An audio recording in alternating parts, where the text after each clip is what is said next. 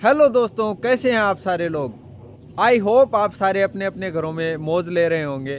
आज के इस वीडियो में आपको बताने वाला हूं कि इटली के डेयरी फार्म में आपको कौन कौन सी सुविधाएं मिलने वाली हैं। यहां पर आकर के आप अगर काम करोगे तो आपको किस तरीके की सुविधाएं और क्या क्या करने को यहां पर मिलेगा, वो सारा मैं आपको इस वीडियो में बताने वाला हूँ। वीडियो में बने रहिए लास्ट तक, और अगर आप चैनल पर नए हैं तो चैनल को ज़रूर सब्सक्राइब कीजिए। तो चलिए स्टार्ट करते हैं आज का ये वीडियो। ये भाई हमारा है डेयरी फार्म। इसमें देखो, ये यहाँ पे सबसे पहली जो आपको सुविधा मिलेगी यहाँ पे वो है, आप अगर दूध निकालने का काम करोगे इटली के डेयरी फार्म में आके, तो यहाँ पर आपको गोबर का जो असली टेस्ट है वो आपको पता चलेगा। यहाँ पे गोबर कितना स्वादिष्ट होता है। उसके बाद अगर आप इंडिया में कभी होली नहीं खेले हो तो यहाँ पर आकर होली खेल सकते हो। ये जो सारी खड़ी हैं ये सारी आपकी भाभियाँ हैं। इन भाभीियों के साथ आप होली खेल सकते हो। ये रोज़ सुबह आपको ज़बरदस्ती होली खिलाएंगी जब आप इनका दूध निकालोगे तब। तो इन सारी भाभीियों के साथ जो खून की होली डेली डेली खेलता है वो देखो, वो जो सामने दिख रहा है, वो जूम करके दिखाता हूँ आपको। ये देखो, ये इन सब का जेठ है। ये इन सब को होली खिलाता है। ये हमारा बैठा ब्लैक टाइगर, ये अगर रात में सामने आ जाए तो दादी नानी मामी सारी याद आ जाए। ये जो सामने आप देख रहे हैं ये मेरे गरीब मालिक का कंटेनर है जिसको कि मैं सैलरी देता हूँ। मेरे मालिक ने एक पुरानी गाड़ी थी सेकंड हैंड, जिसके लिए मैंने उसको 10 यूरो दिए थे। और ये सारे ट्रैक्टर उसने पहले से ख़रीद के रखे हुए थे, मुझे इनका नहीं पता है। उसने मुझे कोई लेखा जोखा नहीं दिया था।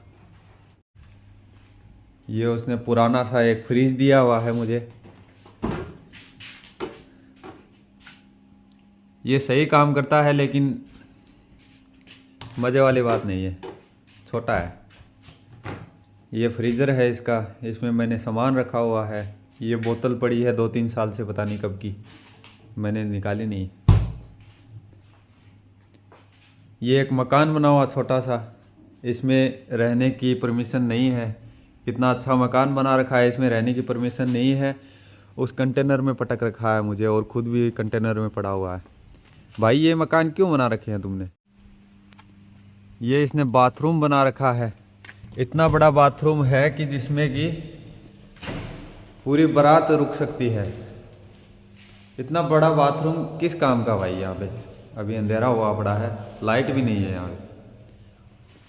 इतना बड़ा बाथरूम किस काम का है। दो दो दो आदमी ऊपर नहा सकते हैं, यहाँ से एक आदमी बाल्टी से नहा सकता है, और एक आदमी इसके नीचे सिर दे के नहा सकता है, एक आदमी यहाँ पे सिर रख के नहा सकता है, और इसमें एक आदमी टट्टी जा सकता है।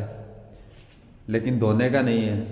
ये लोग यहाँ पे कागज़ यूज़ करते हैं, कागज़ पूंछ के इसमें फेंक देते हैं। इनको अब कौन बताए कि हम इंडिया में मिर्ची इतनी खाते हैं कि पिछवाड़ा लाल हो जाता है।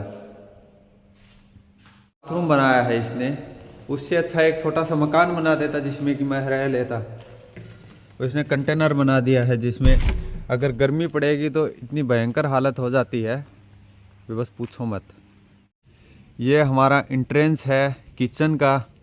ये मुझे किचन दे के रखा हुआ है, जैसे कि कबाड़ से उठा के लाए हो। इसमें यहाँ पे पानी टपकता है, वहाँ पे पानी टपकता है। अब नीचे अगर कोई चीज़ रख दे तो वो भीग जाए ऐसे ही। यहाँ पे नहीं टपकता और यहाँ पे नहीं टपकता, बस इतनी दूर में इसमें पानी नहीं टपकता, बाकी सारे में पानी टपक रहा है। ये सारी मेरी डेली यूज की चीज़ें रखी हुई हैं, और इसमें सब्जी बनाई हुई थी। ये हमारे अमिताभ जी बैठे हुए हैं जो मेरी बनाई हुई खीर खा के खून की उल्टी कर देते हैं। ये आ गया मेरा लिविंग रूम, जिसके अंदर मैं रहता हूँ, सोता हूँ, हगता नहीं। ये देखो भाई, आपको कैमरे में इतना साफ़ सुथरा बढ़िया दिख रहा होगा, लेकिन मज़े वाली बात नहीं। इतनी बड़ी टीवी रखी हुई है, एलसीडी रखी हुई है, चलती नहीं है। अगर ये चल जाए तो मज़े आ जाएं। फिर इंडियन टीवी सीरियल देखा करेंगे, दिया और बाती हम। ये देखो भाई, इसमें यहाँ पानी टपकता है, यहाँ पानी टपकता है। यहाँ पानी टपकता है जहाँ मैं सोता हूँ वहाँ, और ये एक और आदमी सो सकता है यहाँ पे। बस यहाँ पे पानी नहीं टपकता है, इसके बीच में पानी टपकता है। जब बारिश ज़्यादा आती है तो बाहर अगर पेशाब वगैरह करने के लिए जाते हैं, आपको पता ही है जब बारिश आती है तो पेशाब ज़्यादा लगते हैं, तो इसके नीचे टाँट करते हैं, टाँट भीग जाती है। ये देखो जुगाड़ बनाया हुआ है, यहाँ से पता नहीं कहाँ कहाँ से केबल ला के जोड़ी हुई है इसमें। और इसके अंदर इतने चूहे हैं, पहले थे इसके अंदर इतने चूहे थे, फिर मैंने इसको बोला कि भाई ये रात को सोने ही नहीं देते चूहे, पता नहीं क्या काटते रहते हैं इसके अंदर। ये जो प्लाई देख रहे हैं ना आप, ये अंदर से होता है, इसके अंदर वो क्या बोलते हैं फोम भरी हुई है, तो उसको काटते रहते थे पूरी रात। फिर मैंने इसको बोल के ये चूहों का केक मंगवाया पार्टी करने के लिए, उनका जन्मदिन मनाने के लिए मैंने उससे केक मंगवाया, तो उसने मुझे ला के दिया, तो उनका जन्मदिन मरण दिन में तब्दील हो गया। और ये हमारा है गैस का लाइटर भरने के लिए, अगर कोई सिगरेट पीना चाहे तो। मैं तो पीता नहीं, मुझे बदनाम मत कर देना भाई। और ये हमारा डीजे साउंड है 10 यूरो का। ये पता क्या, ये डीजे की सिम है, 10 यूरो की आती है। मैं आपको इसका एक अलग वीडियो बनाऊंगा, आपको बताऊंगा यहाँ पे इंटरनेट कितना सस्ता है या महंगा है उसके हिसाब से। डेयरी फार्म में आपको एक ऐसा एक कंटेनर मिलेगा, बहुत कम डेयरी फार्म होते हैं जिसमें कि आपको पक्का मकान मिल जाए। ये ऐसा कंटेनर ही रहता है, क्योंकि मकान अगर ये लोग बनाते हैं तो उसका टैक्स जमा करना पड़ेगा, जिसमें कि इनकी फटके हाथ में आ जाएगी। भाई इंडियन गवर्नमेंट नहीं है, यहाँ की इटालियन गवर्नमेंट भी खूब लूटती है। जहाँ से मर्जी, जहाँ से आ रहा हो वहाँ से निकाल लो, पीछे हाथ दे के निकाल लो, मुंह से हाथ दे के निकाल लो, जहाँ से भी निकालना होता है ना वहाँ से निकाल लेते हैं। और ये हमारा ड्रेसिंग आईना जो सच दिखाता है। बहुत सारे लोग मुझे ये पूछ रहे थे कि भाई तुम्हारी सैलरी बताओ, तुम्हारी सैलरी क्या है। तो मैं उनको आज सैलरी क्लियर कर देता हूँ, मेरी सैलरी क्या है। मेरी सैलरी पहले वाले डेयरी फार्म में जहाँ मैं काम करता था वहाँ पे मेरी पहले 1400 यूरो में बात हुई, लेकिन 1300 यूरो देने लग गए थे कि 100 यूरो कम देंगे, हमें इतने आदमी की ज़रूरत नहीं है, आदमी ज़्यादा आ गए हैं अब और इतना काम भी नहीं है। लेकिन काम था वहाँ पे, खूब रगड़ के लेते थे। तो वहाँ पे 1400 यूरो में 1300 यूरो मिलने लगे थे। फिर 1200 यूरो पर बात आ गई, 1200 यूरो मिलते थे वहाँ पे, जिसमें कट कट के हमारे 1100 यूरो और 20 यूरो और ऊपर मिलते थे। 1120 मिलते थे, कभी कभी 1100 मिलते थे, कभी 1050 भी मिलते थे, ऐसे ऊपर नीचे होता रहता था। तो वहाँ पे 1200 मिलते थे। और यहाँ पे जब मैं आया तो मुझे यहाँ पे 900 में बात हुई थी, लेकिन यहाँ पे 950 दिए इसने, क्योंकि उसने बोला कि तुम काम सही करते हो और अगर तुम यहाँ पे टिक के रहोगे तो तुम्हारी 1000 यूरो भी कर दूंगा, 1100 यूरो भी कर सकता हूँ मैं, लेकिन जैसे जैसे तुम टाइम निकालोगे यहाँ पे वैसे वैसे मैं तुम्हारी सैलरी भी बढ़ाते जाऊँगा। तो इसने ऐसा बोला था। अब उसमें खर्चा कितना आ जाता है मेरा, अगर सैलरी 950 यूरो मुझे देता है ये मालिक, तो उसमें मेरा खर्चा आ जाता है जैसे कि कभी मान लो 50 यूरो, कभी 60 यूरो, कभी 80 यूरो, कभी 100 यूरो, कभी ज़्यादा अगर कोई बढ़िया खाना, अगर मैं कुछ मान लो इंडियन जैसे नमकीन हो गए, ये मिठाई वगैरह अगर ये लेके आऊँ तो इंडियन दुकान में थोड़ा महंगा मिलता है, इंडियन पाकिस्तानी दुकान में, तो वो अगर ला के खाना चाहूँ तो और ज़्यादा मेरा पैसे बन जाते हैं उसमें। 110 यूरो, कभी कभी 90 यूरो में काम चल जाता है। ऐसा खर्चा हो जाता है, यहाँ पे खर्चा बहुत ज़्यादा होता है। अगर डेयरी फार्म में अगर आप काम करते हो तो दूध की आपको टेंशन लेने की कोई ज़रूरत नहीं है। दूध आपको सारा फ्री मिलेगा, चाहे आप पूरी टंकी भर के पी जाओ, चाहे 20 लीटर पी जाओ, 50 लीटर, आपकी जितना मर्जी। चाहे आप पूरे पूरे दिन अगर आप चाहो तो खोया निकाल सकते हो, मावा निकाल के खा सकते हो, मिठाई वगैरह बना करके खा सकते हो, अगर आपको आता हो तो।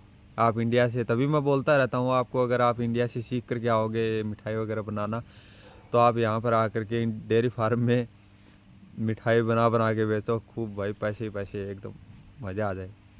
भैंसों की लात और पूंछ तो खानी पड़ेगी, लेकिन उसके आपको उसके बदले में आपको पैसा मिल रहा है, और उसके बाद में आपको जो खाने के लिए अच्छा मिल रहा है। आप पनीर बना के खाओ, आप कुछ भी दही जमा के खाओ, आप उसमें घी निकाल लो मेरी तरह, तो आप अच्छे से रगड़ के लो, अगर आपको मालिक रगड़ के लेता है तो।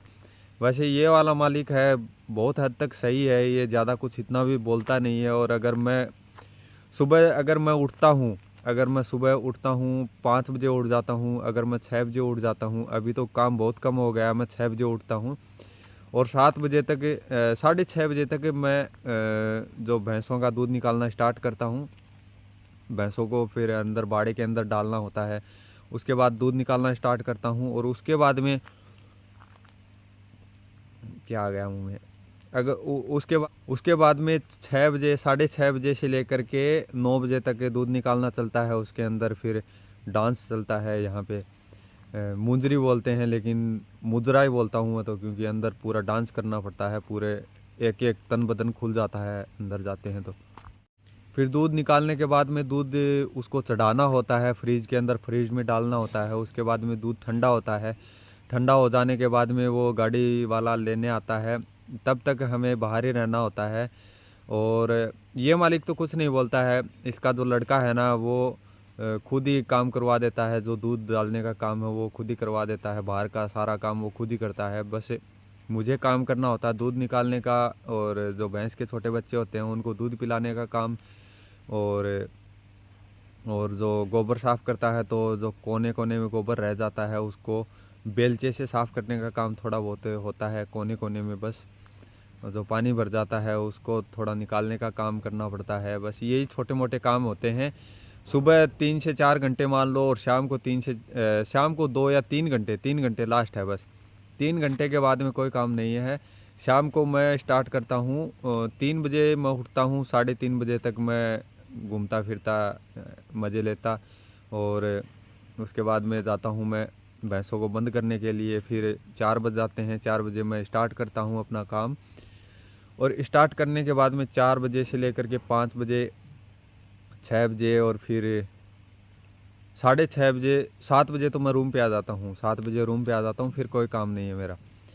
जो दूध निकालने का काम है और दूध चढ़ाने का काम है, रात में फ्रिज में जो गर्म थोड़ी होता है, ठंडा होता है, होने का काम है, वो सारा फ्रिज खुद करता है, मेरा कोई काम नहीं है। उसके बाद मेरे मालिक की गरीबी थोड़ी वो तो आप देख चुके हो, लेकिन और दिखाता हूँ मैं आपको। जैसे देखो, मैंने इस मालिक को बोला कि भाई मेरे पास रज़ाई नहीं है। ये अब तो आपको रज़ाई लग रही होगी, लेकिन ये इतनी भारी रज़ाई नहीं है, ये हल्की रज़ाई है।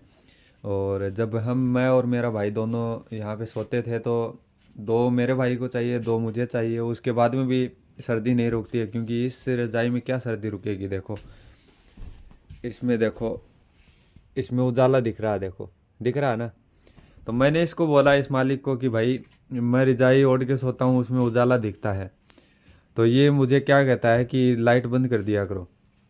तो मैंने इसको बोला, या तो मुझे हीटर ला के दो या फिर रजाई ला के दो। तो मुझे क्या कहता है ये मालिक कि भाई जो हीटर है वो मेरे पास भी नहीं है, मेरे कंटेनर में भी नहीं है, मैं रजाई खुद ओढ़ के सोता हूँ। तो मैंने इसको बोला कि भाई रजाई, मेरे पास रजाई नहीं है, तुम रजाई ला के दे दो, हीटर की रहने दो।